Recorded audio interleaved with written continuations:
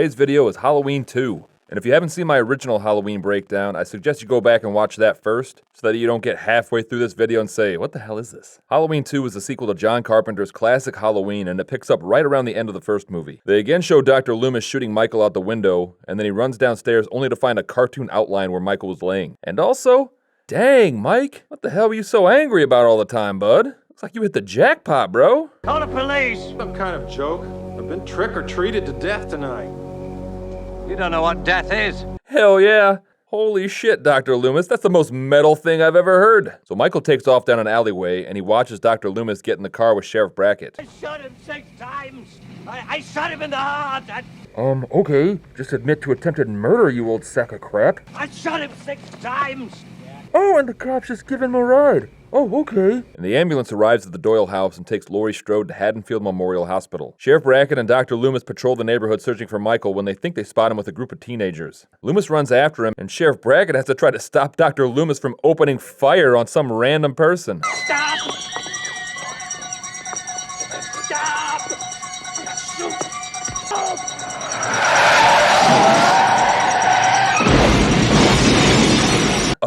Okay. So this is a cluster. Oh my gosh. The paperwork behind this is just gonna be a nightmare. They even found 3 bodies. Where? 3 kids. One of them was Annie. Okay, I get why Sheriff Brackett is going, but Dr. Loomis, don't you think you should stay and answer some questions? Oh, he's gone. So Sheriff Brackett arrives at the house and positively IDs his daughter Annie. Sorry, excuse me, Sheriff, just need to kind of squeeze past you here. So sorry for your loss. Oh shit, she fell off. Get her legs, get her legs. Oh my gosh, she's just dead weight. Again, so sorry for your loss. So Sheriff Brackett leaves to go be with his wife, and Deputy Hunt takes over the, well, hunt. If that wasn't Michael Myers burning up in that car, then a lot of other kids are going to be slaughtered tonight. Yeah, probably by you gun-wielding madman. Michael hears on the radio that Laurie is at Haddonfield Memorial, and he makes his way there to finish the job. Looks like we'll meet again soon, Laurie. Beware the Jabberwock, my son. Beware the Jub bird, and shun the frumious Bandersnatch. This dude's talking about his frumious snatch. What an idiot. Well, I wouldn't expect a plebeian to appreciate classic... Shut the hell up, you old freak. Yeah, hey, nice onesie, you pasty bitch. Where'd you get that mask? Pedophiles are us? Leave me alone, you jerks! Oh, where'd you get your mask at? Where'd you get your face at? The stupid hut? All right, come on, Michael, get it together. The paramedics, Jimmy and Bud, are hanging out in the break room when the night nurse Karen shows up late for work. Bud and Karen are for some reason an item, and Bud is played by none other than former Journey frontman Steve Perry. Amazing grace, come sit on my face. Don't make me cry, I need your pie. Oh man, I've got chills. The pipes on that dude. Oh, he always makes it seem so effortless. So Michael makes his way inside the hospital and he's hiding out on the labor and delivery floor. Crabbed age and youth cannot live together. Youth is full of pleasure. Age is full of... Oh, she didn't see me. Youth like summer morn. Age like winter weather. Youth like summer brave. Age like... Oh, shit. Okay, maybe I should just stop talking. Jimmy tells Laurie that Michael Myers was the one who tried to kill her, and she wonders why he was after her. The head nurse says that they can't get a hold of Laurie's parents and the phone line is dead. So Dr. Alves has the nurse go alert the security guard Garrett to go investigate. So Garrett goes out to check on the phone lines and notices a service door is open, so he tries to radio into his backup. That unfortunately happens to be Janet. One of you had better drive down to the sheriff's station right away.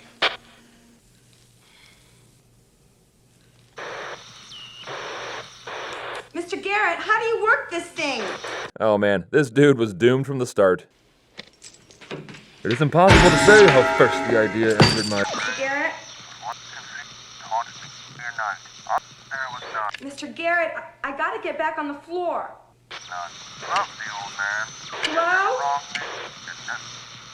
He's young, maybe 17, maybe 18. At the morgue, they're trying to identify the burnt husk, but the medical examiner says it will take a few hours to make a positive ID. We haven't got hours. Listen to me, we've got to assume that Michael Myers is still alive. Dr. Loomis, he just told you the body is likely that of a 17 or 18-year-old kid that died while running away from you because you were trying to shoot him. I don't think you quite understand how much trouble you're in here. The townspeople of Haddonfield deal with the Michael Myers situation the only way a dumb, panicky mob knows how. Throwing rocks and threatening to burn down Michael's childhood home. And you know, Mr. Strode has a showing on this house in the morning. Between broken windows and the dead dog inside, he's gonna have an uphill battle on his hands. Some high schoolers come up to Hunt and Loomis to talk about their missing friend. Yeah, I'm worried about Bennett Tramer. He isn't home yet. Yeah, and he left the party at 10. Uh-oh. How old is he? 17. Oh god, this is awkward. He had this stupid mask on. Really, Loomis? You're not gonna say anything? So back at the hospital, Karen leaves her station on the newborn unit to go have sex with Bud. I mean, it's a small town. She may not have any other options. So they're all set to have sex in the hydrotherapy pool when Michael shows up and turns up the heat in the pool and Bud goes to investigate. Human madness is oftentimes a cunning and most feline thing. When you think it fled, it may have but become disfigured into some still subtler form. And Michael then boils Karen alive. All the world's a stage, and all the men and women merely players. Oh, it hurts so much. They have their exits and their entrances. I did not think this one through. The police make their way to an elementary school that Michael broke into, and this remorseless killing machine then enters his taunting the police with clues phase of his operation. He first stabbed a knife through a drawing, Sister. and wrote the Celtic word Samhain in blood on the chalkboard. Celtic word. Samhain.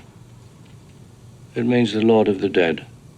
And before anyone corrects me, I understand that it's actually pronounced Samhain, but even though Loomis is clearly drunk as piss right now, if he calls it Samhain, then I'm calling it Samhain. And we learn that Samhain means Lord of the Dead, and the festival of the Samhain is held on October 31st. Marion Chambers, the nurse that Loomis was with when Michael escaped, shows up at the school. Oh, I didn't recognize you. You just spent 3 hours with her yesterday. Loomis may be high as well. She tells Loomis that the governor is ordering him to be taken back to Smith's Grove Sanitarium to answer for what happened tonight. He doesn't want anyone from the mental health department anywhere near Haddonfield. Why'd he send you down here then? They sent her to bring you back, you maniac. Don't act like the governor is a hypocrite for sending another person from the Mental Health Institute to Haddonfield. Miss Chambers didn't wave a gun at a drunk 17-year-old causing him to be burnt to a crisp, an act that you've shown zero remorse for, by the way. Jimmy finds Lori in a catatonic state, and Janet goes to find Dr. Mixter, but she finds him dead with a needle in his eye. He must have lied about something. Witty. And Lori comes to and tries to find a working telephone as Michael slowly stalks the hallway. Jimmy tells Nurse Jill that everyone is missing and tells her to go to the police station for help, while Michael hides like a child who hasn't developed object permanence yet. You're as cold as ice. You're willing to sacrifice our love. You won't pay the dust. Someday you will pay the price, I know. I've seen it before, it happens all the time. Jimmy finds the head nurse dead, and this is a weird one. We don't even see Michael attack her, and so far Michael's kills have been mostly quick and done with extreme brutality, but what? Like, why would he take the time and precision to bleed her out? And why would you deprive us of that scene? I can imagine he would have an awesome quote for this situation. And then Jimmy slips on the blood and knocks himself out. Jill goes out to her car to drive to the sheriff's station, but Michael disabled all the vehicles in the parking lot. And when she comes back inside, Michael stabs her with a scalpel. Observe, Lori. She is now my puppet, just as you are. It is the magician's bargain. Give up our soul, get power in return. But once our souls, that is ourselves, have been given up, the power thus conferred will not belong to us. We shall in fact be the slaves and puppets of that to which we have given our souls. Hey, you talk too much. What? Well, you are incredibly rude. Oh, and you're also ugly. What? That is not how you talk to people. Apologize right now. All right, I'm sorry you're ugly. Hey, now. Lori gets away, and Michael is just in the slowest pursuit ever. Oh, hold that elevator, Lori, please. It won't open. Lori, what floor are you going to? Lori makes it outside and hides inside a car, frantically waiting for Michael to emerge from the hospital. And I know you're injured and out of it, but you are still way faster than Michael right now. Just go. So a marshal is transporting Loomis back to Smith's Grove, and Miss Chambers tells Loomis that there was a secret file on Michael Myers that no one knew about, and that Lori is actually Michael Myers' little sister. And Loomis realizes that Michael is in Haddonfield to specifically kill her, and he wants the marshal to take him back to the hospital. I can't do that. I've got orders. Those orders just changed. Dr. Loomis! All right. Steaming pissed drunk or not, Loomis is a straight-up badass this time around. What is it you fellas usually do? Fire a warning shot, right? Damn! Shit, Loomis! So Jimmy gets in the car that Laurie is hiding in, and he's seriously concussed, and he passes out face first on the horn. Laurie struggles to get away when Dr. Loomis pulls up to the hospital, but Laurie is too weak to alert them. Go and check all the rooms down there. Go on. Dr. Loomis. You stay with me and shut up. Man, if TV and movies have taught me anything, it's that Miss Chambers is very turned on by this new take charge Dr. Loomis. They'll probably show a scene where they have sex in a hospital bed, while saxophone music plays, and they'll employ a softer light, and maybe most of it is viewed behind the curtain at the bedside. It'll be tastefully done, but they will sneak in some shots of Loomis's butt. You know, for the ladies. Oh, finally, I made it out of... Oh, there she is. Oh, hello, Laurie. Human madness is oftentimes a cunning and most feline. If they get fled, it may have but become transfigured into... You know, it doesn't seem like that big of a place from the outside, but you can lose your bearings pretty... Oh my God, what was that? Oh, I thought you left the door open for me. Oh, I couldn't even see that it was glass. Oh, that hurt so much. I cannot see anything with this mask. Normally I can take a lot of pain, but usually I know it's coming, so I tense up. That just came out of nowhere. Oh, and I must have looked so stupid. And then Loomis shoots Michael 5 more times. So Michael collapses and Loomis tells Miss Chambers to get on the marshal's radio and call for help. And despite Loomis's warning that Michael is still alive, the marshal leans over him and Michael slits his throat. Loomis and Laurie run further into the hospital with Michael gingerly in pursuit. I mean, immortal monster or not, anyone is going to be affected by that much lead in their system. Unit calling, identify. Marion Chambers with Dr. Loomis at the clinic. He's here. Who's there, Dr. Loomis? Michael Myers, just get your ass over here. Oh, that is no way to speak to me, ma'am. Don't get pissy with me. You're the one who phrased it weird. Just get your ass over here. How about you stop yelling at me? Also, I will not get my rear end anywhere. I'm just a dispatcher. Again, this is a you issue, not a me issue. Again, the problem is all on your end, because you keep saying it dumb. Loomis and Laurie hide in an operating room, and Michael busts through the door.